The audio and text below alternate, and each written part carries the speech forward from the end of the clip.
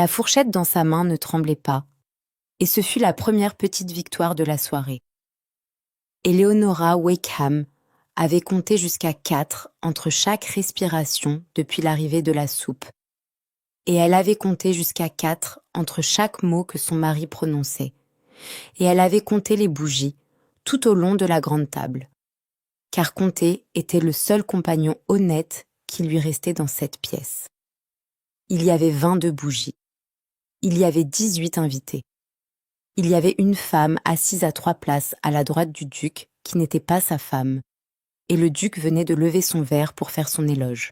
« À Lady Marchand », dit-il, et les syllabes tombaient facilement de ses lèvres, comme s'il les avait pratiquées, comme si elles ne coûtaient rien. Dont la beauté ce soir surpasse chaque lampe de la pièce et chaque étoile à l'extérieur. Un petit silence s'ensuivit. Eleonora posa sa fourchette sans un bruit. Elle ne leva pas les yeux. Elle avait appris à ne pas lever les yeux dans des moments comme celui-ci, car lever les yeux était le geste qu'ils attendaient, le regard blessé, les lèvres entr'ouvertes, la preuve que la flèche avait atteint sa cible. Elle leur offrit à la place la courbe de son cou légèrement penché vers son assiette, le soulèvement et l'abaissement régulier de ses épaules, l'attention étudiée d'une femme qui a trouvé quelque chose d'extraordinaire dans un brin de persil. Lady Marchand sourit. C'était un sourire prudent, pratiqué devant les miroirs, et Eleonora savait sans regarder que la femme avait incliné la tête juste comme il fallait, que sa main gantée reposait sur le pied de son verre à l'angle exact pour capter la lumière des bougies, que la perle à son cou avait été choisie parce qu'elle était à la même température que sa peau. Il y avait beaucoup de choses qu'Eleonora savait sur Lady Marchand sans qu'on les lui ait jamais dites, car Eleonora avait été élevée dans une maison où l'on apprenait à lire une pièce comme d'autres enfants apprenaient à lire les Saintes Écritures. Le duc attendit le murmure de réponse. Il attendit les 12 applaudissements d'approbation qu'un homme de son rang considérait comme son dû. Il l'attendait, réalisa-t-elle, depuis le moment où il s'était levé, et l'attente commençait à s'étirer en quelque chose qu'il n'avait pas prévu. Le murmure ne vint pas. Eleonora leva alors les yeux, juste un peu, juste assez pour voir la longue surface polie de la table, et les visages alignés le long de celle-ci comme des fleurs dans une serre, chacun tourné dans l'attente. Et ce qu'elle vit fit s'arrêter son compte à 3. Il ne regardait non pas Lady Marchand, il la regardait, elle, chaque visage, le comte de Brindle, qui ne lui avait pas jeté un seul coup d'œil pendant la soupe, la douairière Lady Halbridge, qui avait qualifié la robe d'Eleonora la saison dernière d'expérience de modestie, le jeune monsieur Pell, qui jusqu'à ce moment semblait entièrement dévoué au contenu de son propre verre de vin. L'ambassadeur, la femme de l'évêque, les cousins du Nord, même les 2 valets de pied qui s'étaient arrêtés, les carafes de vin levées à mi-hauteur. Toutes les paires d'yeux de la pièce s'étaient détournées, lentement et sans équivoque, de la femme que le duc avait nommée pour se poser sur celle qu'il n'avait pas nommée. Il lui fallut un battement de cœur pour comprendre. Elle s'était attendue à de la pitié. La pitié aurait été supportable.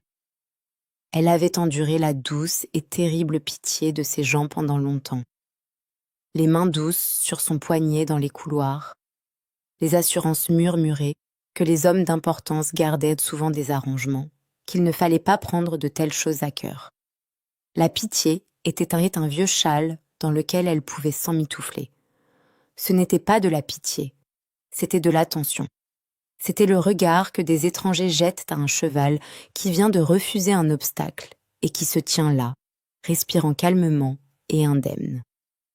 C'était le regard que les jardiniers posent sur une rose qui a fleuri de façon inexplicable le mauvais mois. Ils l'observaient, avec la curiosité de personnes qui ont soudainement réalisé qu'elles s'étaient trompées sur quelque chose depuis très longtemps.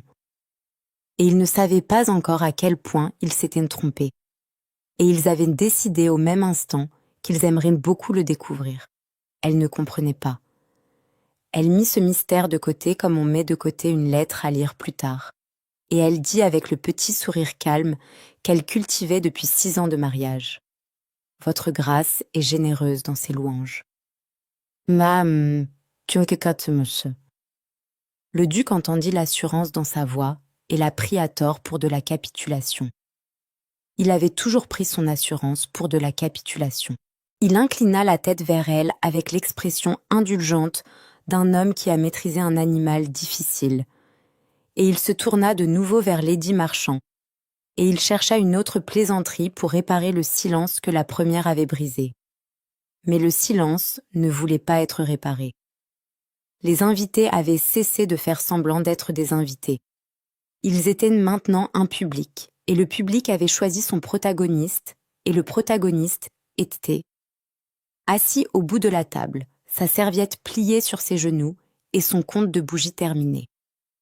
La douairière Lady Halbridge, qui ne s'était pas adressée directement à Éléonora depuis 3 ans, se pencha en avant par-dessus 2 assiettes et une nièce surprise, et dit d'une voix faite pour porter « Duchesse, pardonnez-moi. Cette broche. » La main d'Éléonora se leva sans sa permission vers le petit ovale émaillé à sa clavicule. C'était un objet discret, une miniature d'un chien de chasse peinte dans 3 nuances de vert. Serti dans un or si doux qu'il s'était réchauffé à la température de sa peau dans les minutes qui avaient suivi son accrochage. Elle l'avait porté ce soir sans y penser. Elle l'avait porté ce soir parce qu'elle la portait toujours quand elle avait besoin de courage, et ce soir, elle avait eu besoin de beaucoup de courage. Et elle l'avait sortie de son tiroir dans sa loge et l'avait épinglée avec des mains qui, pour une fois, ne lui avaient pas non plus demandé sa permission. Elle appartenait à ma grand-mère, dit-elle, ce qui était vrai, et qui était aussi le genre de vérité qui ferme une porte plutôt qu'elle n'en ouvre une. Votre grand-mère, dit la douairière, et le mot n'était pas une question, mais un verdict. La douairière tourna lentement la tête vers le duc. Votre grâce, saviez-vous que votre femme portait la broche des Marchwood ce soir ? Le duc ne le savait pas. Le duc ne savait pas ce qu'était la broche des Marchwood. Le duc n'avait, en fait, pas regardé sa femme correctement depuis la ligne de réception. Et même à ce moment-là, il avait regardé sa robe, et non son cou. Il produisit le petit sourire confiant d'un homme qui prend soudainement conscience qu'une conversation a acquis des niveaux qu'il ne peut pas voir. « Ma femme porte beaucoup de belles choses, dit-il. Celle-ci, dit la douairière, n'est pas seulement belle. » Ce fut à ce moment que Lord Brindle posa son verre. Il le posa avec la lente délibération d'un homme qui s'est souvenu d'un rendez-vous dont il n'avait pas conscience. Il regarda Éléonora. Il regarda la broche. Il regarda de nouveau Éléonora, et quelque chose bougea sur son visage qu'elle n'aurait jamais cru y voir. Et cette chose n'était pas de la pitié, et ce n'était pas de l'amusement, et ce n'était pas la fin évaluatrice d'un homme à une table de dîner. C'était, plus que tout, de la reconnaissance. « Pardonnez-moi, duchesse, dit-il, je n'avais pas réalisé. »« Réalisé quoi, monseigneur ?» demanda-t-elle. Car le comte avait recommencé à 1, et elle était maintenant sincèrement curieuse. « Qui vous étiez ?» dit-il. Le duc rit.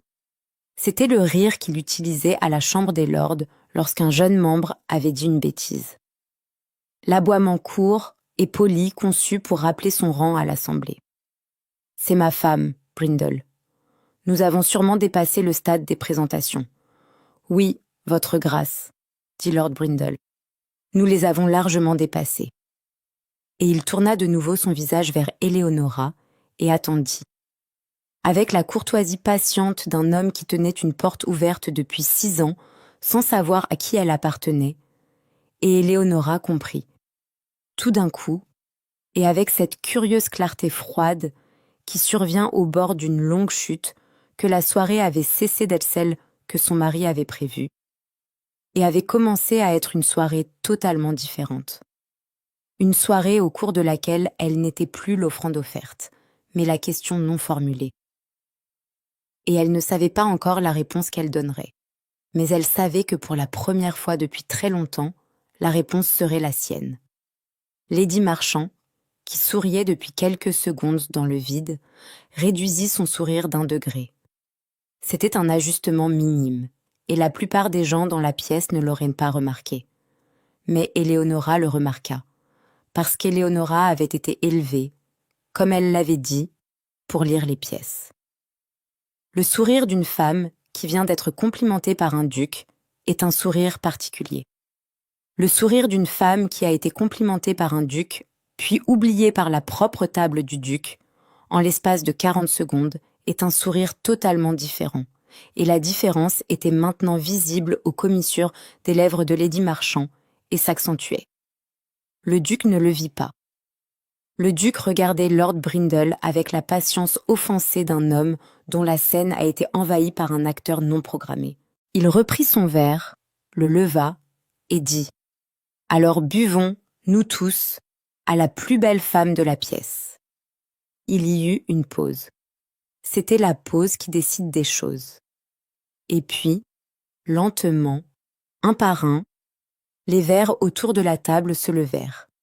Et ils se levèrent avec une courtoisie si délibérée que cela équivalait à un verdict.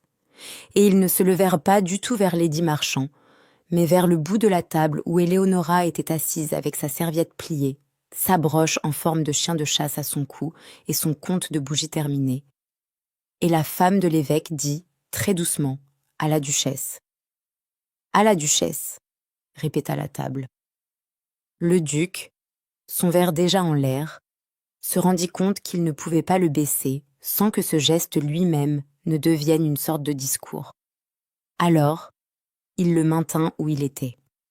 Alors, il but avec la plus petite inclinaison du poignet en direction de sa propre femme, dans sa propre maison, devant sa propre maîtresse, et il ne regarda pas Éléonora en le faisant, et Éléonora ne le regarda pas, et la bougie la plus proche de sa main vacilla un instant sous un léger courant d'air provenant des grandes fenêtres derrière, puis se stabilisa et continua de brûler. Ce fut Monsieur Pell, parmi toutes les personnes improbables, qui brisa la surface du moment, avec la petite remarque qui le transforma d'incident en histoire. Le jeune Monsieur Pell, avec ses yeux vagues et sa cravate malheureuse, et son dévouement apparemment exclusif à son verre de vin, posa le verre avec un petit clic prudent qui fut, d'une certaine manière, plus fort que n'importe lequel des bruits les plus forts de la pièce. Et il dit, avec la perplexité sincère d'un homme qui venait à peine de commencer à réfléchir. Mais elle était là pendant tout ce temps. La table l'entendit. La table l'entendit de la façon dont une salle entend la première toux lors d'un concert, c'est-à-dire complètement. Il y eut un rire faible et embarrassé de l'un des cousins. Il y eut la petite expiration approbatrice de la douairière, qu'elle raffinait depuis 50 ans. Il y eut le hochement de tête presque imperceptible de l'ambassadeur vers sa propre assiette, le hochement d'un diplomate qui vient de voir confirmer une théorie privée de longue date. Et il y eut le duc qui baissa enfin son verre et qui regarda, pour la première fois de la soirée, correctement et pleinement sa femme, et qui vit, peut-être pour la première fois depuis de nombreuses soirées, qu'elle n'était pas la femme qu'il avait épousée, ou plutôt qu'elle avait toujours été une femme qu'il n'avait pas épousée. Parce qu'il avait épousé quelqu'un d'autre, quelqu'un qu'il avait inventé pour la commodité de l'avoir épousée. Et cette femme inventée était celle à qui il adressait ses petites cruautés depuis 6 ans, et elle n'était pas dans la pièce. Elle n'avait jamais été dans la pièce. La femme dans la pièce était quelqu'un d'autre. Il ne savait pas quoi faire de cette information. Il posa son verre avec une précision qui se voulait désinvolte. Il produisit à nouveau le petit sourire confiant, et cette fois-ci, il reposait sur son visage de la façon dont un chapeau peu familier repose sur une tête, légèrement de travers, un peu plus lourd que prévu. Il se retourna vers Lady Marchand parce que Lady Marchand était la partie de la soirée qu'il comprenait. Et il fit une remarque courtoise sur le plat de poisson, qui n'était pas encore arrivé. Et Lady Marchand produisit une réponse courtoise au sujet d'un poisson qui n'était pas au menu. Et tous deux continuèrent pendant quelques secondes dans la petite conversation prudente, courtoise et sans poids de deux personnes qui venaient d'être discrètement et unanimement rétrogradées par une table d'inconnus. Éléonora reprit sa fourchette. Elle souleva une petite portion de ce qu'était cette petite portion et la mit dans sa bouche, et elle découvrit, avec une certaine surprise, qu'elle pouvait la goûter.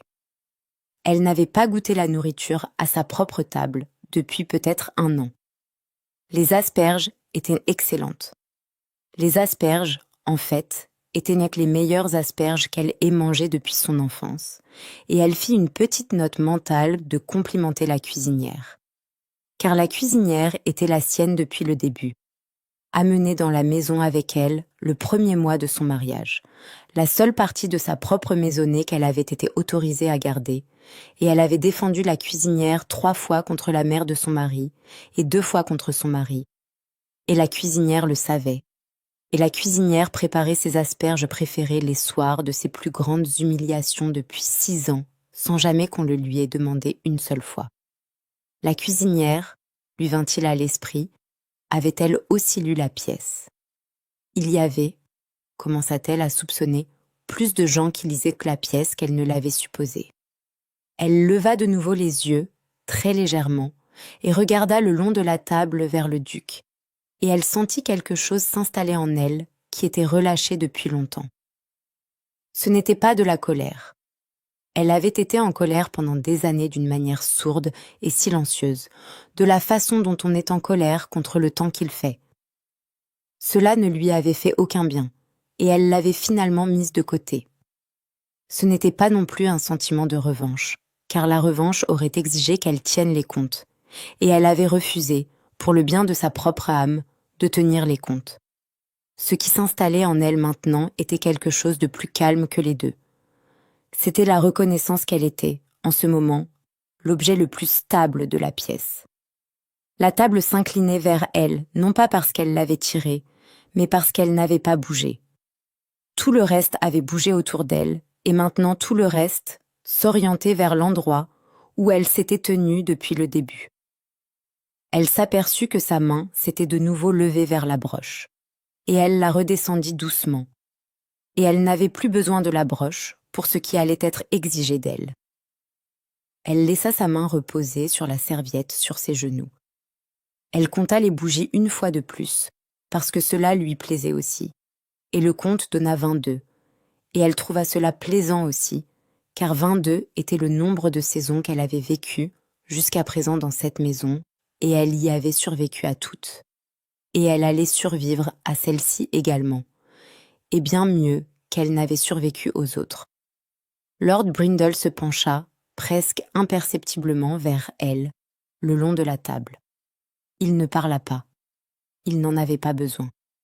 Il avait simplement modifié l'angle de son épaule d'1 pouce peut-être, de la même façon qu'un homme modifie sa posture lorsqu'il a décidé que le vent a tourné et que le bateau naviguera désormais différemment. La femme de l'évêque, à la gauche d'Éléonora, fit une chose similaire sans avoir l'air de faire quoi que ce soit. La douairière Lady Halbridge posa sa cuillère. L'ambassadeur ajusta sa manchette. Les cousins du Nord, qui avaient passé les 3 dîners précédents à cette table en adressant toutes leurs remarques à la salière, tournèrent maintenant leur visage ouvertement vers elle, comme des tournesols vers un soleil dont ils n'avaient pas réalisé qu'il se levait à un nouvel endroit. Elle avait, jusqu'à ce soir, été la femme au bout de la table. Elle en était maintenant, d'une certaine manière, la tête. Le duc le sentit. Elle pouvait voir qu'il le sentait au petit frémissement autour de sa bouche, à la façon dont sa main s'éleva pour toucher son col, puis, n'ayant aucune excuse, se posa de nouveau sur le pied de son verre. Il avait bâti sa maison sur certaines suppositions. Il avait supposé qu'être le duc signifiait être la personne la plus intéressante de n'importe quelle pièce où il entrait. Il avait supposé qu'être sa femme signifiait être la 2e plus intéressante, de très loin, et seulement certains soirs. Il avait supposé qu'amener sa maîtresse à sa propre table et la complimenter devant sa propre femme était une sorte de cruauté polie qui serait reçue avec la petite grâce blessée qu'il attendait de sa femme, et admirée par ses pairs comme un acte de gestion de domaine experte et oublié d'ici le matin. Il n'avait pas supposé que la pièce elle-même serait en désaccord. Il n'avait pas supposé que la broche sur le col de sa femme serait reconnue, ou que Lord Brindle poserait son verre, ou que le jeune monsieur Pell prononcerait soudainement la seule phrase honnête qu'il ait jamais prononcée de sa vie, ou que 22 bougies continueraient de brûler sans sa permission, ou que sa femme goûterait ses asperges et les trouverait bonnes. Il s'éclaircit la gorge. C'était un petit bruit, un signe de ponctuation à la recherche d'une phrase, et la phrase n'arriva pas. « Ma chère », dit-il enfin à Éléonora, et il y avait une lassitude dans cette expression d'affection qui n'était pas là 10 minutes plus tôt. « Vous êtes bien silencieuse ce soir. » La pièce retint son souffle. Même les valets de pied, qui avaient été formés pendant 20 ans à ne rien entendre, entendaient maintenant visiblement. Éléonora posa sa fourchette avec le même bruit calme avec lequel elle l'avait posée au début de la soirée, et elle leva les yeux vers son mari. Et elle dit, de la petite voix assurée qu'elle cultivait depuis 6 ans, et dont elle comprenait maintenant que ce n'était pas la voix de la capitulation, mais la voix de la patience. « J'écoutais, votre grâce. »« Écoutiez quoi, ma chère ?»« Tout, dit-elle. » Il ne sut pas quoi faire de cela non plus. Il but une petite gorgée prudente de son vin. Il regarda, pendant un instant d'inattention, vers Lady Marchant, et Lady Marchant ne croisa pas son regard. Car Lady Marchant avait commencé, au cours des dernières minutes, à effectuer un rapide recalcul privé de sa propre position. Et ce recalcul n'allait pas en sa faveur. Elle était, à sa manière, une femme compétente. Elle n'était pas arrivée à sa situation actuelle en étant stupide. Elle avait compté, comme Éléonora avait compté, les verres levés vers le bout de la table, et elle avait compris, comme Éléonora avait compris, ce que cela signifiait. Elle avait aussi compris autre chose, quelque chose qu'elle savait peut-être depuis plus longtemps qu'elle n'avait bien voulu l'admettre, à savoir qu'un duc qui humilierait sa femme à sa propre table était un duc qui, à une table future, humilierait sa maîtresse à la sienne. Elle n'était pas une femme sentimentale.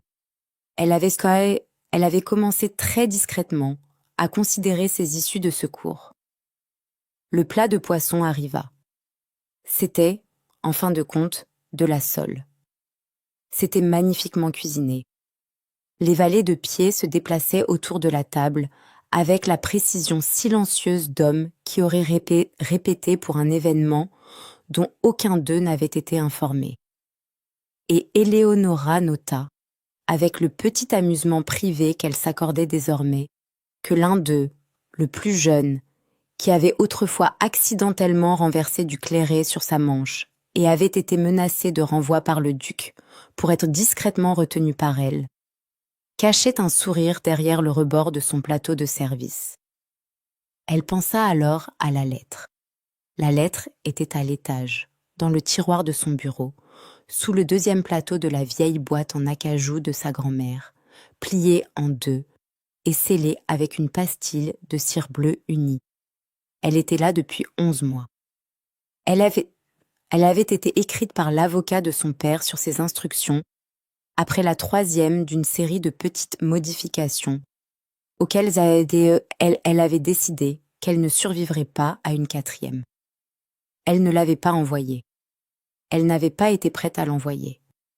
Elle s'était dit, au cours de ces 11 mois, qu'elle attendait le bon moment, et elle avait été assez honnête avec elle-même pour savoir qu'elle voulait dire qu'elle attendait le courage. Le courage n'était pas venu. La lettre était restée dans le tiroir. La broche à son cou chauffa légèrement, comme qu'elle le faisait toujours quand elle l'avait portée assez longtemps pour que son propre pouls la trouve. Elle pensa à sa grand-mère. Sa grand-mère avait été une petite femme vive et perspicace qui avait survécu à 2 maris et 3 monarques, et qui avait un jour décrit le mariage lors d'un baptême comme un excellent arrangement pour organiser le linge de maison. Sa grand-mère lui avait donné la broche pour son 16e anniversaire et lui avait dit avec le sourire trompeusement doux qui avait ruiné 3 carrières diplomatiques. « Porte-la quand tu as besoin de courage, ma chère. Le chien est loyal, mais il ne reste pas en place. » Éléonora ne l'avait pas comprise à l'époque. Elle la comprenait maintenant. Le chien ne restait pas en place. Le chien partait chasser. Le chien revenait avec ce pourquoi il avait été envoyé et pas avant. Elle était assise à cette table depuis 6 ans avec une broche de chasse sur son col et elle n'avait pas encore envoyé le chien. Et le chien avait été patient avec elle et le chien ne l'était plus. La lettre serait envoyée le matin. Elle le savait avec la simple finalité avec laquelle on sait qu'on se lèvera d'une chaise quand la chaise aura fini d'être utile. Elle ne l'annoncerait pas. Elle ne menacerait pas de le faire. Elle le ferait simplement de la façon dont sa grand-mère avait fait toutes les choses les plus décisives de sa vie, entre une tasse de thé et la suivante, sans autre témoin que la femme qui servait. Elle leva son verre. La pièce, qui avait fait semblant de s'occuper de son assiette, s'occupa d'elle à la place. « À la cuisinière, dit-elle. » Ce fut un si petit toast. Ce fut un toast tout à fait inattendu. C'était le toast d'une femme qui n'avait pas encore tout à fait décidé quel genre de femme elle allait être après cette nuit, mais qui avait décidé que, peu importe ce qu'elle deviendrait, elle allait commencer par saluer les asperges. La douairière Lady Albridge produisit un son qui, chez une femme moins majestueuse, aurait été un reniflement ravi. Lord Brindle leva son verre aussitôt. La femme de l'évêque suivit. L'ambassadeur, avec une grande dignité, leva son verre à une cuisine qu'il n'avait jamais vue. Et les cousins du Nord, qui n'avaient de leur vie jamais porté un toast à un domestique, le firent maintenant avec l'enthousiasme un peu hébété de personnes qui soupçonnent être présentes au début de quelque chose dont elles parleront lors de dîners pendant des années. « À la cuisinière, dit la table. » Le duc ne leva pas son verre. Le duc avait, à ce stade, épuisé sa petite réserve de gestes pour la soirée, et il était assis en bout de sa propre table, avec son verre devant lui, sa maîtresse à ses côtés, et sa femme à l'autre bout. Et il regarda ses invités saluer sa cuisine, et il comprit, avec la compréhension lente et tardive d'un homme qui a été très confiant pendant très longtemps, qu'il avait perdu l'assemblée. Il ne savait pas encore qu'il avait perdu plus que l'assemblée. Il ne savait rien encore de la lettre. Il ne savait rien encore de l'avocat, ni de la petite clause dans le contrat de mariage sur laquelle sa grand-mère avait insisté, et que ses avocats avaient accepté parce qu'ils la trouvaient sentimentale, ni de la modeste maison dans l'ouest du pays qui appartenait à sa femme depuis le jour du mariage, et qu'il n'avait jamais pris la peine de visiter. Il apprendrait ces choses en temps voulu. Il les apprendrait, le moment venu, par une lettre d'un avocat scellée de cire bleue unie, et il les apprendrait un matin où les asperges auraient été particulièrement excellentes. Pour l'instant, il posa son verre intact. Pour l'instant, Éléonora but une gorgée du sien, et le vin était bon, et les bougies étaient au nombre de 22. Et le chien à son cou avait commencé, très discrètement, à chasser. Lady Marchand partit avant le dessert. Elle présenta ses excuses avec la grâce polie d'une femme qui a trouvé des excuses toute sa vie. Un léger mal de tête, l'heure tardive, la longue route, et elle se leva de son siège avec la douceur prudente d'un cygne se retirant d'un étang dont il a décidé qu'il n'est, après tout, pas le meilleur étang. Le duc se leva avec elle parce qu'il le devait, et il l'accompagna jusqu'à la porte parce qu'il le devait. Et quand il revint à la table, il découvrit que son siège était en quelque sorte devenu le siège le plus solitaire de la pièce, bien que rien n'y ait changé. La conversation après le départ de Lady Marchand s'ouvrit comme un poing qui aurait été serré trop longtemps. La douairière Lady Albridge s'adressa directement à Éléonora au sujet d'un projet caritatif qu'elle envisageait, et Éléonora lui répondit avec l'assurance tranquille d'une femme qui, en fait, envisageait des projets caritatifs depuis des années sans qu'on le lui demande. Lord Brindle s'enquit, avec une grave courtoisie, de sa grand-mère. L'ambassadeur, qui avait passé les 3 dîners précédents à parler exclusivement de Perdrix, parla maintenant du petit domaine dans l'ouest du pays qu'il avait visité une fois dans sa jeunesse, et il le décrivit avec une telle précision qu'Éléonora comprit, avec un petit rire intérieur, qu'il était au courant de son contrat de mariage depuis le début, et avait attendu, avec la patience d'un bon diplomate, qu'elle s'en souvienne d'elle-même. Les cousins du Nord lui demandèrent, timidement, quel livre elle lisait. La femme de l'évêque lui demanda, moins timidement, si elle envisagerait d'ouvrir une école. Le jeune monsieur Pell, dans un exploit de bravoure sociale qu'il décrirait à sa mère pour le reste de sa vie, lui demanda si le chien sur la broche avait un nom.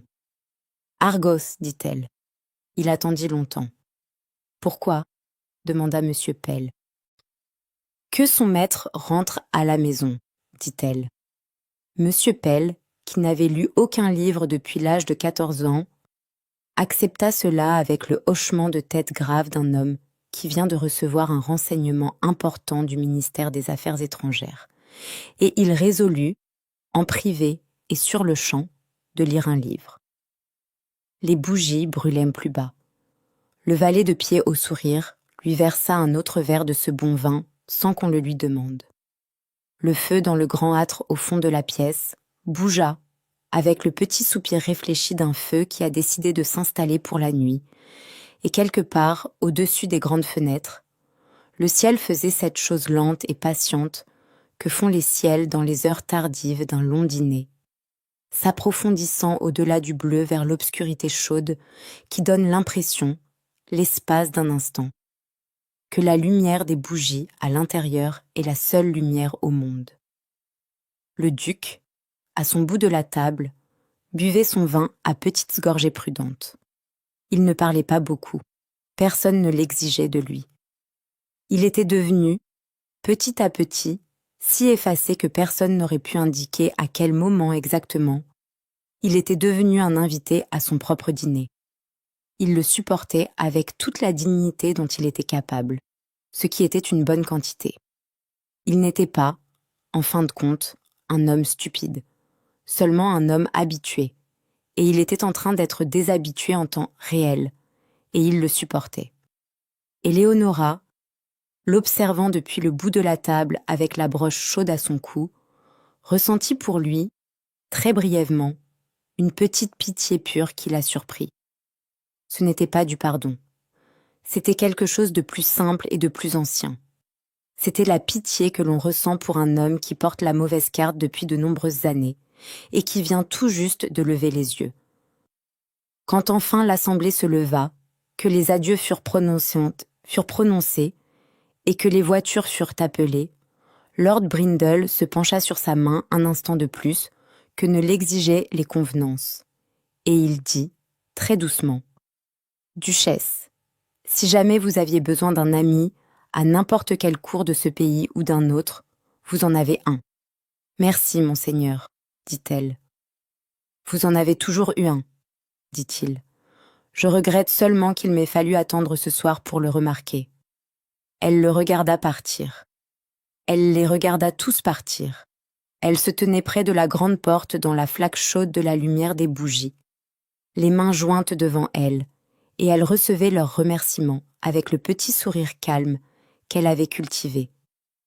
Et le sourire, pour la première fois depuis de nombreuses années, lui sembla être son propre visage et non un masque posé par-dessus.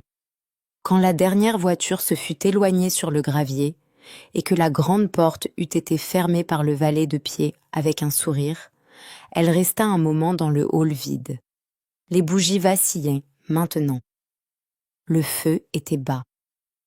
Le duc était monté sans un mot par l'escalier vers ses propres appartements, et elle pouvait entendre, très faiblement, la fermeture de sa porte au sommet de la maison.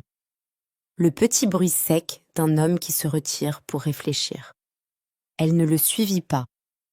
Elle se rendit plutôt dans le petit salon à l'arrière de la maison, celui qui était le sien depuis le début, celui avec le bureau sous la fenêtre, Hête, et le fauteuil vert usé qui avait appartenu à sa grand-mère. Elle alluma une seule bougie. Elle prit la boîte en acajou sur l'étagère. Elle souleva le deuxième plateau. Elle tira la lettre de dessous, s'assit au bureau et ne l'ouvrit pas car elle n'en avait pas besoin. Elle en connaissait chaque mot. Elle l'avait écrite. Elle tira vers elle une feuille de papier vierge, trempa sa plume et ajouta au bas de la lettre, de sa petite écriture nette, une seule ligne. Veuillez l'envoyer par le courrier du matin. Elle l'épongea. Elle replia la lettre. Elle la scella de nouveau avec une nouvelle pastille de cire bleue unie, et elle pressa le petit seau de sa grand-mère dans la cire, celui avec le chien, et elle déposa la lettre sur le plateau d'argent près de la porte pour que le valet de pied la descende aux premières lueurs de l'aube. Puis, elle resta assise un moment dans le fauteuil vert usé, et elle ne compta rien. La bougie brûlait. La maison craquait très doucement autour d'elle, de la façon dont font les vieilles maisons quand elles ont supporté beaucoup d'intempéries et qu'on leur permet enfin de se reposer. La broche à son cou avait refroidi. Elle la détacha doucement, la posa sur le bureau à côté de la lettre et lui dit de la voix calme qu'on utilise pour les vieux compagnons. « Merci, tu peux te reposer. » Le chien, dans ses 3 nuances de vert, la regarda en retour, sans commentaire, comme le font les chiens. 1 an plus tard, les cousins du Nord écriraient pour dire que l'école avait ouvert et qu'il y avait 32 enfants et que le plus jeune avait demandé le premier jour si la dame qui payait les leçons avait un chien. La femme de l'évêque, qui deviendrait sa plus proche amie, écrirait tous les mercredis depuis la ville, surtout au sujet de l'évêque, parfois de Dieu, et une fois d'un chapeau. Lord Brindle, qui s'avéra être un homme beaucoup plus drôle par lettre qu'au dîner, écrirait depuis 3 capitales différentes au sujet de 3 erreurs différentes que son gouvernement commettait, et signerait chaque lettre avec une grave courtoisie. Votre chien loyal. Le jeune monsieur Pell, contre toutes les prédictions que sa mère avait jamais faites à son sujet, publierait un petit et fin livre d'essais, dédié, de manière quelque peu mystérieuse, à A, qui a attendu. La douairière Lady Halbridge, qui vécut jusqu'à 91 ans et resta terrifiante jusqu'à la fin, ferait référence à ce dîner pour le reste de sa vie, comme la nuit où la pièce avait enfin appris à lire. Lady Marchand épousa, très avantageusement, un banquier à Vienne, et fut, au dire de tous, extrêmement heureuse, et ne parla plus jamais de duc. Le duc, qui n'était pas, comme nous l'avons dit, un homme stupide, accepta les termes de l'accord sans contester, se retira dans le plus petit de ses domaines, et développa, un peu tard dans la vie, un intérêt pour l'horticulture, qui lui convint mieux qu'il ne s'y attendait, et que ses roses, qui n'étaient pas en position de se plaindre, tolérèrent avec grâce. La cuisinière resta. La cuisinière avait toujours eu l'intention de rester. Les asperges dans la petite maison de l'ouest du pays étaient, chaque printemps, les meilleures du comté. Et Éléonora, dans le fauteuil vert, dans le petit salon, la nuit où la pièce apprit à lire, souffla enfin sa bougie et monta les escaliers vers son propre lit et dormit, pour la première fois depuis 6 ans, sans rien compter du tout. Et si vous vous êtes déjà assis à une longue table où les mots prononcés à voix haute n'étaient pas les mots qui étaient entendus, si vous avez déjà tenu vos mains très immobiles sur vos genoux pendant que quelqu'un à qui vous vous étiez promis déclarait votre valeur à voix haute et se trompait sur le chiffre, si vous avez déjà porté une petite chose discrète à votre cou parce que c'était le seul courage qu'on vous avait donné et que vous n'étiez pas encore sûr de la façon de l'utiliser, alors vous savez déjà ce que c'est d'être Éléonora au bout de la table, comptant les bougies, attendant que la pièce tourne. Et peut-être savez-vous aussi, ou commencez-vous à savoir, que la pièce finit bel et bien par tourner. Pas toujours lors du dîner que vous attendiez, pas toujours avec les personnes que vous attendiez, mais elle tourne à sa propre et lente façon vers l'objet le plus stable qui s'y trouve. Et l'objet le plus stable, dans n'importe quelle pièce, est presque toujours celui qui a été sous-estimé le plus longtemps.